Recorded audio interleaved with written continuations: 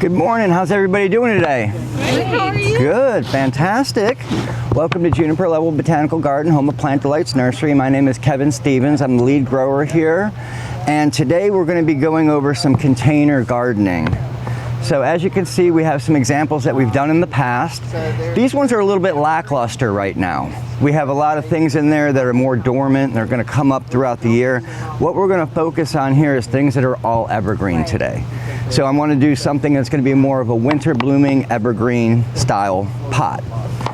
So once again, we do have holes in the bottom of this. The media that I am using is nothing crazy. It's really just a pine bark with a little bit of compost. We get it from a company called Pacific Organic. It doesn't really have a lot of peat moss in it or anything else. We use it for more of a draining media. And it seems to work well for just about everything that we have here in the nursery. A lot of our plants, except for our bog plants, are usually potted in the same media. What's the ratio, Kevin? Of what? Compost? We're using about 8% compost. Okay? So very low rate. The compost really adds a lot of moisture to it and a moisture retention as well as breaking down. So I do have some selections here that we're looking at today. And what I'm trying to look for is things that have evergreen foliage that's going to be kind of attractive year-round. Some things that are going to be our winter blooming kind of things going on. We got some grasses that are still winter blooming as well. So there's many different things we can do. Something like this spiderweb batzia would make a great centerpiece. And then you just kind of build around what you got going on. Things like a farfugium as well. Makes really good container evergreen all year round plants. They're very easy to take care of. Most of the things I'm focusing on here are going to be a little bit more shade or morning sun. They're not really going to want to put most of these in our Raleigh sun in the middle of the summer, hurricane seasons, things like that. They're going to want to be a little bit more contained in a shady area. So we got some stuff like these Tiarellas. And you can see that by the foliage what I'm kind of trying to look for with everything going on. We're going to try to build something that is going to have a good display all year round. Same thing here with some of these helleborus. You can see the patterning on the leaves. So we're going to be a little bit more unique with what we're trying to do. I've looked at some stuff like this. This is an okami. This is one that we're offering this year. And it's got that beautiful variegation. Aspidistras make really good container plants as well. They're pretty solid year-round, and they add that height that we're looking for with a lot of stuff. Things like Caraxes are really well because they can kind of spill over the sides. So you could just kind of play. There's no right or wrong way to do anything. We're looking for different heights. Something like the tiger fern works really well. So you get that different height going on with everything. But I think today, being that we are doing more of the Lenten Rose Festival type of a thing, because that's usually where we are in our winter time, I'm going to go with two helleborus. I'm going to go ahead and plant them pretty close together. And I wanted the two different contrasting flowers, but they are the same cultivar with different flowers. You could tell by the variegation. So once the flowers actually go down, that variegation is going to look really nice together. It'll sit well together. So I'm just going to take a little bit of media mix into the bottom. And I've already pre-filled the flower pot. We do have drain holes in these. You definitely do not want something that's not going to be draining. Okay, this will give me a little bit of layer there. And this one is Anna's Red. And as you can see, it's got that nice upright flower structure and these beautiful variegation on the leaves. So we're just going to start by getting kind of an idea of where we're going with everything. And this one is Molly's White. And I've not met Anna or Molly, so I can't vouch for that. So right now, I'm looking for something where we're going to have some nice height.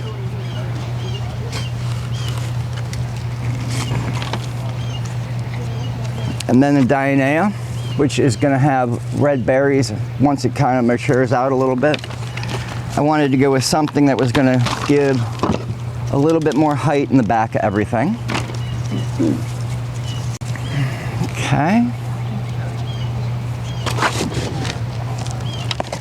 And there's no right or wrong way to do any of these. It's all based on just interpretation. And you won't mess it up, I promise. We're going to go with 2 of these tiarellas. And this is the cutting edge, and I really like that leaf structure. We're going to have that nice leaf structure all year round, and it is a great plant with foliage. And we're going to get that nice flower that's going to start coming up just about in the wintertime. And you're not loosening the roots around it, I'm surprised. You don't really need to as much. I found for the most part, if they're really root bound, it would be just a little bit different in my head. But for the most part, with what we got here, a lot of the perennials will be able to expand out. The root system's a little bit different. If they're really, really root bound, I would consider doing things a little bit differently. This is one of my favorite heucheras. This is the Smoke and Mirrors, and it just has that beautiful silvery purple color all year round. And once again, we're going for things that are not going dormant this time of year.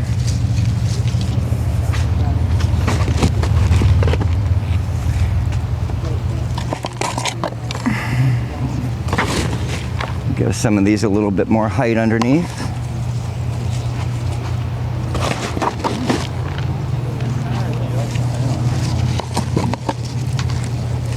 That way we can get it to kind of spill over the front.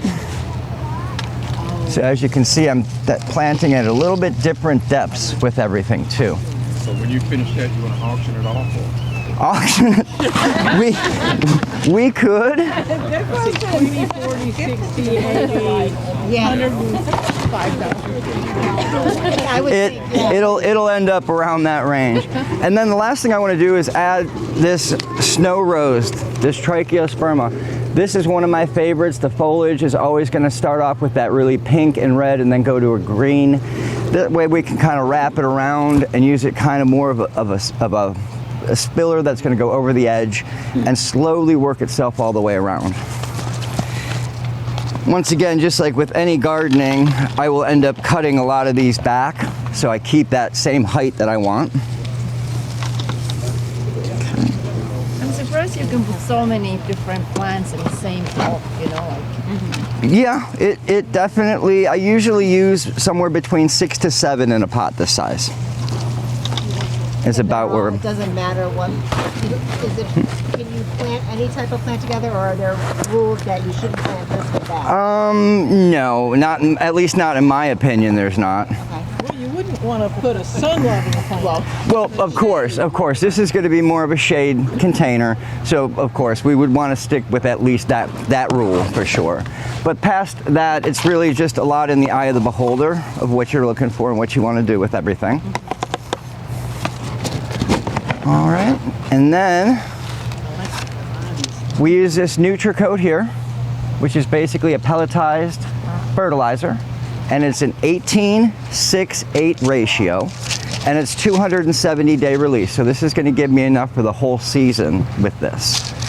And what I like to do is, as I'm filling in the actual dirt, I'm going to leave myself a little bit of room.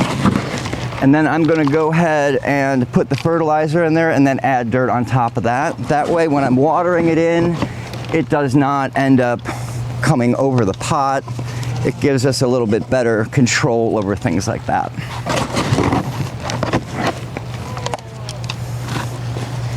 So we're just going to fill in the edges and the sides.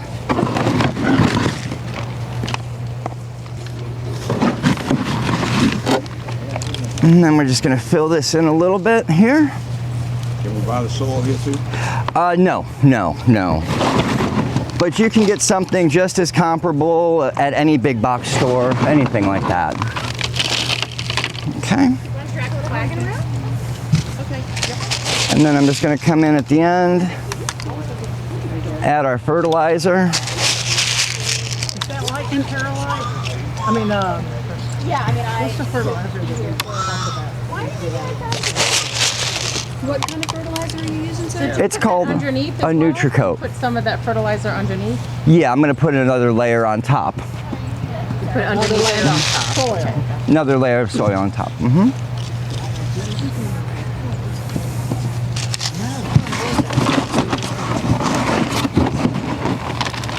That is a Fatsia spider web. That's a beautifully variegated, the new growth comes out with all that nice variegation on it. And we'll just work this in together.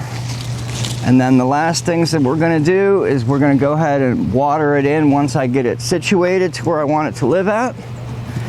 I left myself a little bit of room behind because this one is going to get a lot bigger and I'm filling a lot more space. So it's only going to take a small amount of time. And then this way we have something that's got some nice foliage all year round. This will be winter blooming with a lot of what we have going on in here. And the heuchera will start blooming around the spring and summertime. And that's just about it. It's very easy to do.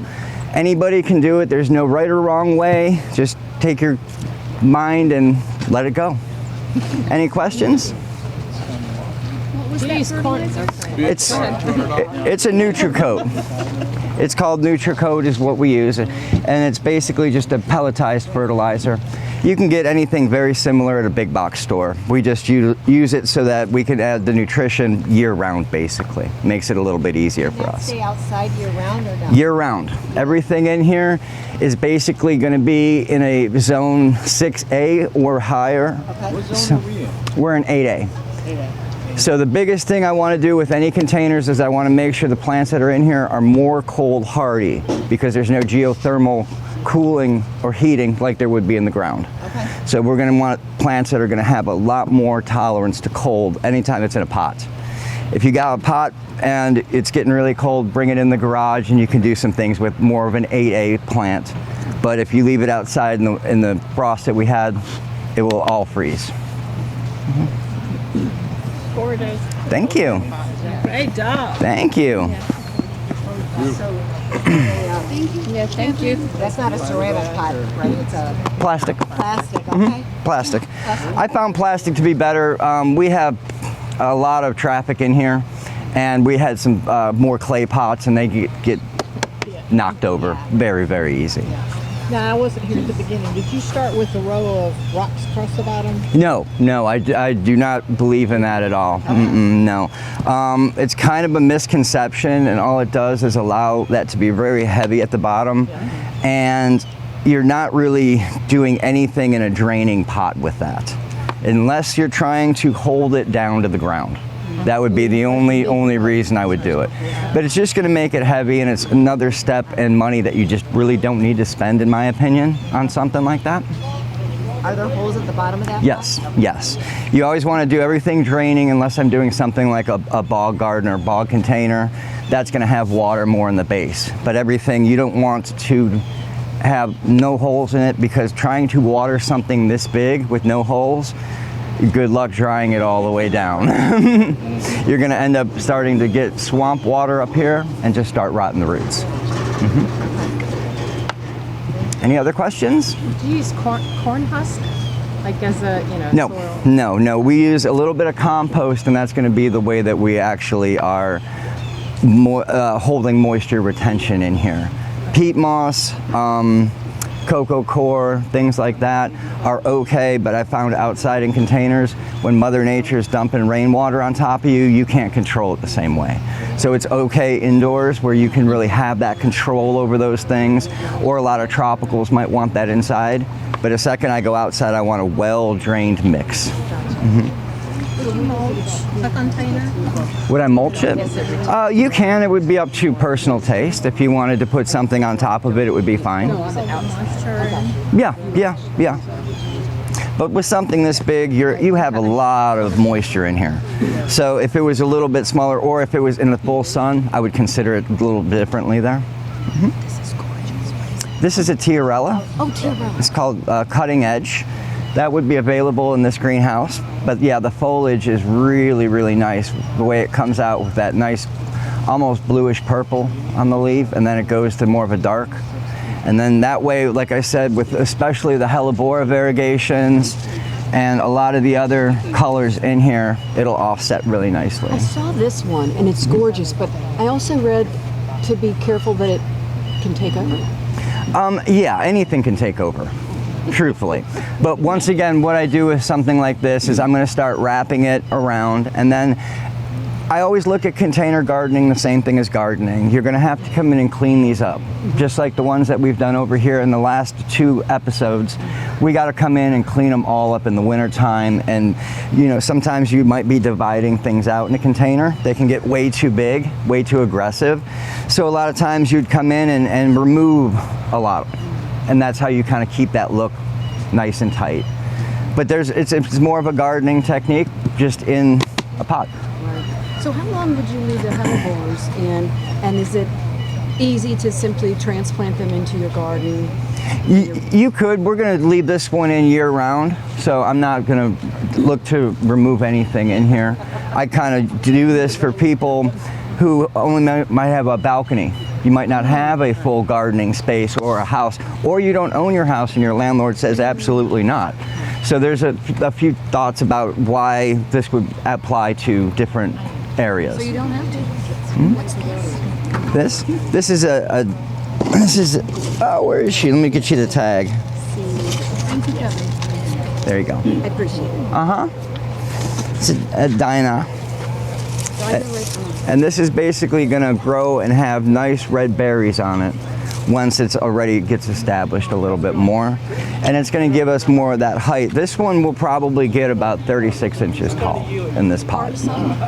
This is going to be morning sun only and mostly shade. We won't want to put anything like this in our Raleigh sun in the middle of summer. Where would that be in your? This one is in greenhouse 6. Any other questions? We appreciate y'all coming down today for our first open house of 2026. Please help yourself to shop around. We have plenty of plants here, including everything you see here is for sale currently. Okay. Thank you. You're welcome. Thank you.